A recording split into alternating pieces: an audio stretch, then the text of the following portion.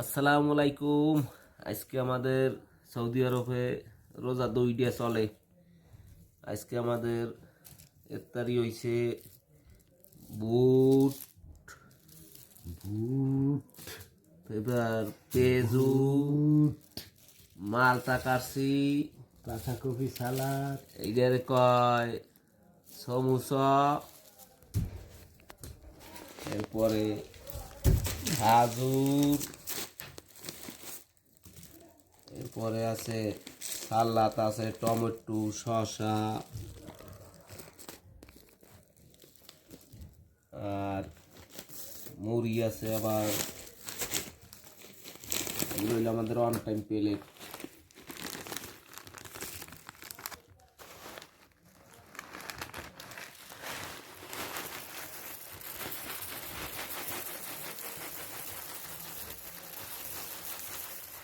তারপরে খাওয়া যাবে না।